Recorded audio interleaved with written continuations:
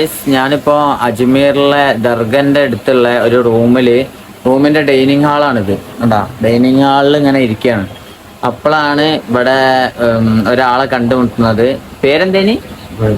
സ്ഥലം പൊന്നാനിയുള്ള ഇബ്രാഹിം കാക്കയാണ്.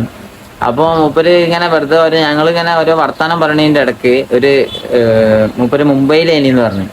അപ്പൊ എനിക്കിപ്പോ എത്ര പ്രായമുള്ള 22, മൂപ്പർക്ക് ഇപ്പൊ ഒരു 65 പ്രായമെങ്കിലും ഉണ്ടാവും. അപ്പൊ 65 പ്രായം ഉണ്ടാകുമ്പോ മുംബൈയിൽ ആ സമയത്ത് നമ്മളെ ദാവൂദ് ഇബ്രാഹിം, ഹാജി മസ്താനി, പിന്നെ അതിന് കരീം ലാലൊക്കെ ഭരിച്ചിന ടൈമാണെന്ന് ഞാൻ അങ്ങനെ കേൾക്കലുണ്ട്. ഈ ദാവൂദ് ഇബ്രാഹിമിനൊക്കെ കേൾക്കുമ്പോ എനിക്ക് എന്താ അറിയില്ല, ഭയങ്കര കാണാനും ഇങ്ങോട്ട് പൂതിയാവും. കാരണം നമ്മളിപ്പോ സ്റ്റാറ്റസിലൊക്കെ ഇങ്ങനെ അടിച്ചു മിന്നി കാണുന്ന വീഡിയോസ് ഉണ്ട്.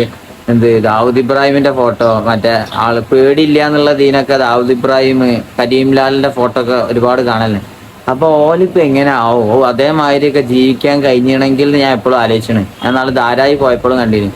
ഈ ടീമിനെ മുഴുവൻ പൈസ എടുത്ത് ഇവിടെ നിർത്തിയിട്ട് എന്റെ കീഴിലാക്കി എങ്ങനെ ഉണ്ടാവും ഞാൻ വിചാരിച്ചു.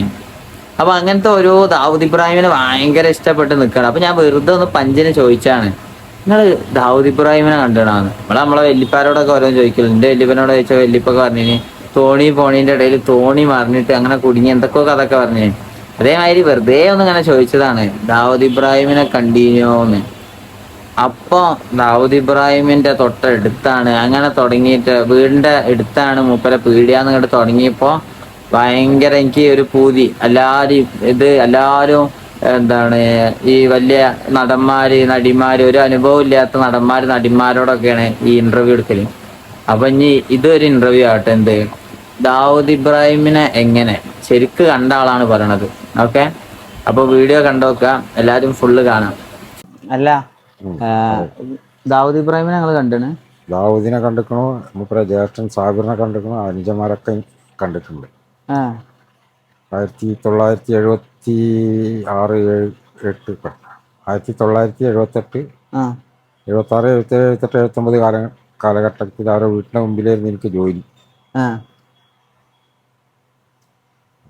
അവിടെ എപ്പോഴും പോലീസുകാരെ ഇതൊക്കെ ഉണ്ടാവോ? അന്ന് എനിക്ക് ഇതിന്റെ ഗൗരവങ്ങൾ അറിയില്ലല്ലോ, ഞാൻ ചെറുതല്ലേ.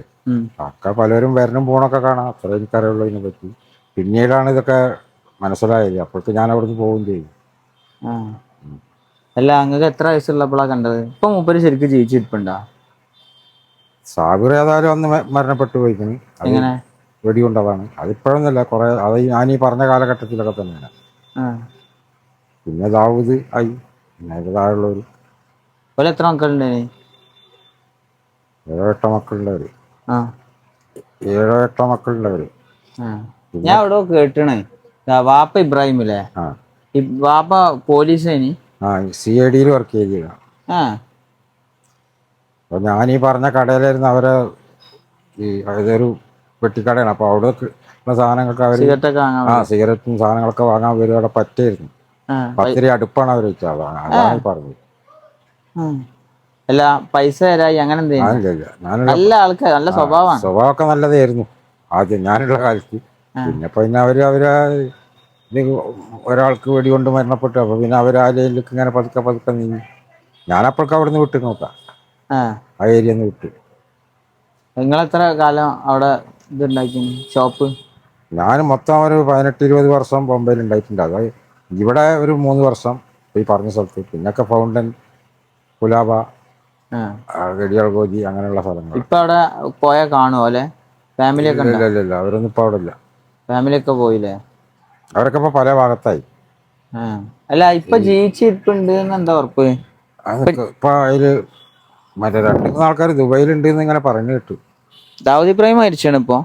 ദാവൂദ് എന്ന് പറഞ്ഞ ആൾ മരിച്ചിട്ടില്ല, നാളെ സുഖമില്ലാതായിട്ടുണ്ടായിരുന്നു. അങ്ങനെ പാകിസ്ഥാനിലോ? നമ്മളെ കേരളത്തിലെ ന്യൂസിൽ വന്നിട്ടുണ്ടായിരുന്നു. ആസ്പത്രിയിലാണെന്നുള്ളത്. ഞാനൊരു ആസ്പത്രിയിലുള്ളപ്പോഴാണ് ആ TV ഇങ്ങനെ കണ്ടതാ, ഒരു ഫ്ലാഷ് ന്യൂസ്. അത്ര എനിക്ക് അവരെ പറ്റി അറിയില്ല. അത്രക്കും അടുപ്പുണ്ടല്ലേ ആ കാലത്ത്? ഇപ്പോഴല്ല, അവരിതൊക്കെ ആവണതിന്റെ മുമ്പ് ചെറുപ്പകാലാ പറഞ്ഞു. ദാവൂദ് ഇബ്രാഹിമിനൊക്കെ നമ്മക്ക് അറിയണ എങ്ങനെ?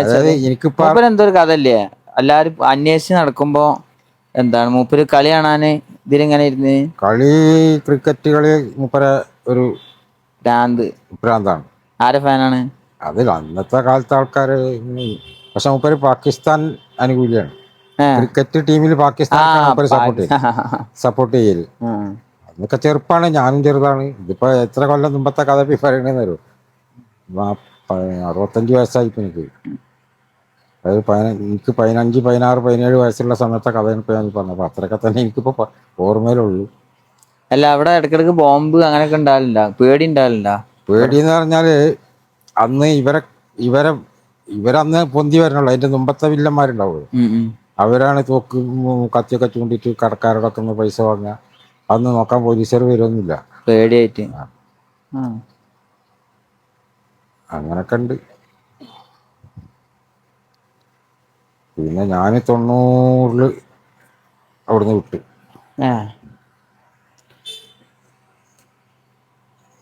പിന്നെ ഞാനൊരു പ്രാവശ്യം പോയി. അപ്പോഴൊന്നും പിന്നെ ആ ഏരിയയിലേക്ക് പോയിട്ടില്ല. അവരൊന്നും അവിടെ ഇല്ല. അപ്പോഴൊക്കെ അവരൊക്കെ സ്ഥലം മാറിപ്പോയി. ഈ എൻ്റെ അനുജന്മാര് എന്താണ്, നൂറു, മുസ്തഖീം, അനീസ്, ഇവരൊക്കെ ഒക്കെ ഗൾഫിലാപ്പുള്ളത്. നൂറു, മുസ്തഖീം, അനീസ്.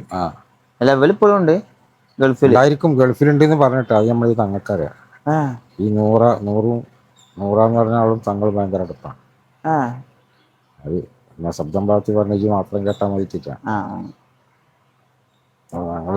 ഞാനും തങ്ങളും കൂടി ബോംബെയിലത്തെ കഥ അങ്ങനെ പറഞ്ഞപ്പോൾ അവരെ പറ്റി തങ്ങൾ പറഞ്ഞപ്പോൾ അവരൊക്കെ എനിക്കറിയാമെന്ന് പറഞ്ഞു. അപ്പോൾ പറഞ്ഞു അവരിപ്പോ മുസ്തഖീമും നൂറൊക്കെ ഗൾഫിലുണ്ട്. ഇപ്പൊ ഒരു ഇടയ്ക്ക് അവരടുത്തേക്ക് പോലുണ്ട്, ദുബൈയിലേക്ക്. അങ്ങനെ അറിഞ്ഞാണ് അവർ ദുബൈയിലുണ്ട്. ബോംബെയുമായിട്ട് പിന്നെ ഞാൻ ഒരു ബന്ധമില്ല. വലിയ പെര, ഒരു ബിൽഡിങ്ങിൽ ഒരു റൂമാണ് അന്ന് അവർക്കുള്ളത്. ഒരു ബിൽഡിങ്ങിൽ ഒരു റൂമോ? അതായത് 2, 4, 6, 8 റൂമുള്ള, 4 സ്റ്റെയറുള്ള, ഗ്രൗണ്ട് ഫ്ലോർ കൂടാതെ 4 ഫ്ലോറുള്ള ഒരു ബിൽഡിങ്ങിൽ ഒരു റൂം, 8 റൂമാണ്. അതിലൊരു റൂമാണ് അവർക്കുണ്ടായിരുന്നത്, കുറച്ച് നീളത്തിലുള്ള റൂമാണ്. അപ്പൊ ഈ 2 റൂം കൂടി എത്ര ഉണ്ടാവും? അതിലാണ് ഇവരൊക്കെ താമസിച്ചത്. എത്ര പെണ്ണുങ്ങളുണ്ടേനി ദാവൂദ് ഇബ്രാഹിം? അതൊന്നും അവരെ കുടുംബം അത്ര ഒന്നും പറയാൻ പറ്റില്ല. ഈ ഇബ്രാഹിം എന്ന് പറഞ്ഞ ആള് ഇവരെ വാപ്പാക്കൊരു ഭാര്യ, അവർക്ക് 6, 7, 8 മക്കൾ അത്ര ഉള്ളു. പിന്നെ വേറെ ഉള്ള എനിക്കറിയില്ല. അതിനും അത്ര അറിയാൻ മാത്രമേ എനിക്ക് പ്രായമില്ലല്ലോ. പിന്നെ വേറെ കുറെ അധോലോകല്ലേ, കരീംലാല. കരീംലാല ഞാൻ കണ്ടിട്ടില്ല. ഹോട്ടലൊക്കെ ഞാൻ കണ്ടിട്ടുണ്ട്. ഇതിലിപ്പോ ഏറ്റവും സ്ട്രോങ് ആരൊക്കെ ഉണ്ടായിരുന്നു? ആരൊക്കെ പേര് നിങ്ങൾക്ക് അറിയാം? അന്നത്തെ ആൾക്കാർ ഹാജി മസ്താൻ, കരീംലാല, ഇതൊക്കെയാണ്. പിന്നാരാ പിന്നൊരാൾ കൂടി ഉണ്ടായിരുന്നല്ലോ. പിന്നെ ഒരു തമിഴനുണ്ടായിരുന്നു. തമിഴനോ?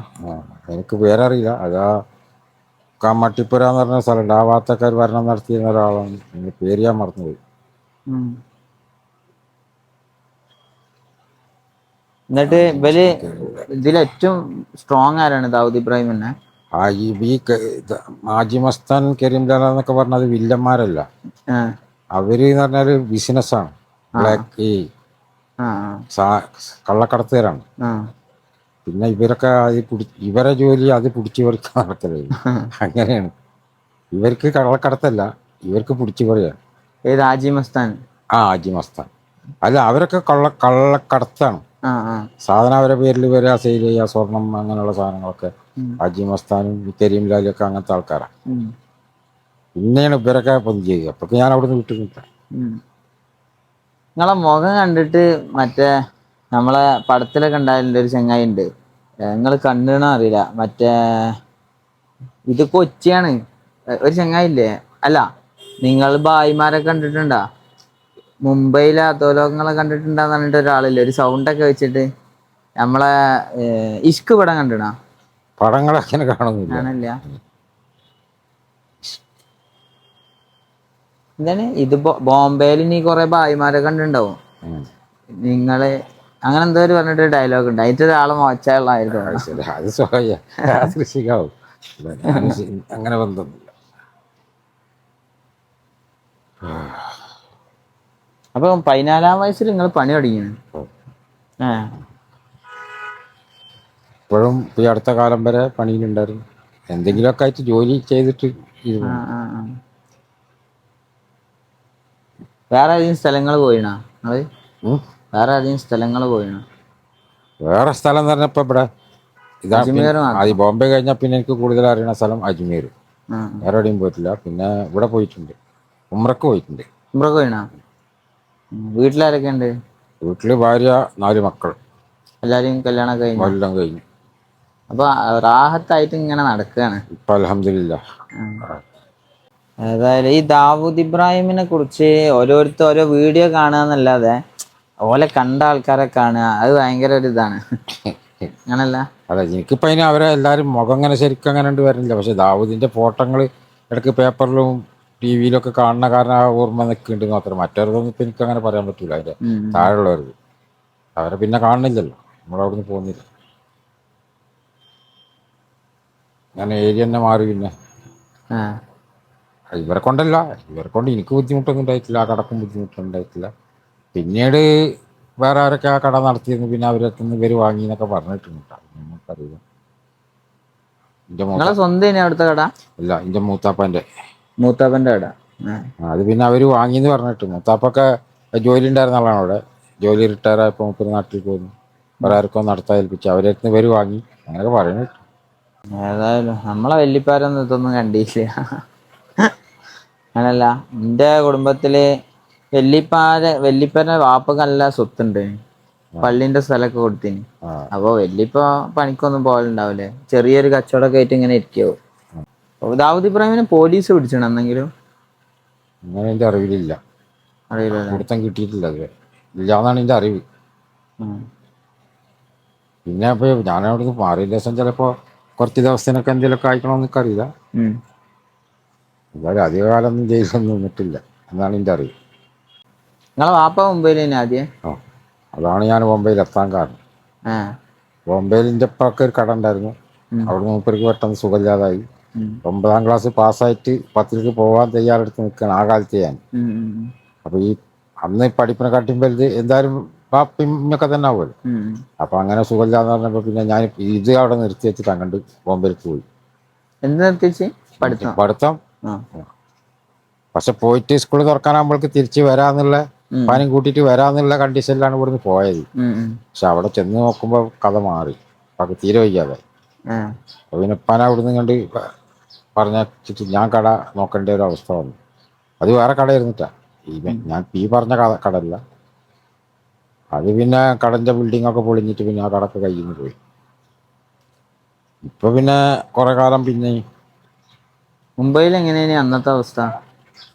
അന്നത്തെ അവസ്ഥ തന്നെ പിടിച്ചു കയറിയും പറ്റിക്കലൊക്കെ തന്നെ.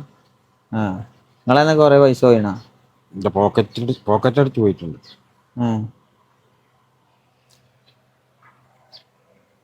അപ്പൊ നല്ലപോലെ ബിസിനസ് തുടങ്ങി നടക്കാൻ കഴിയില്ലല്ലേ? ഇപ്പൊ നടക്കും. ഇപ്പൊ നടക്കാൻ കഴിയും.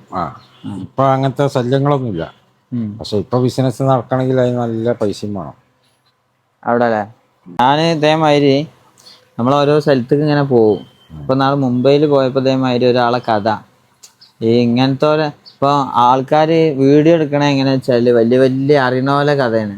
ഒരാളെ അറിയപ്പെട്ടാല് അയാളെ കഥ, അയാളെന്താ ജീവിച്ചേ, അത് മാത്രം അറിഞ്ഞാൽ പോരല്ല നമുക്ക്.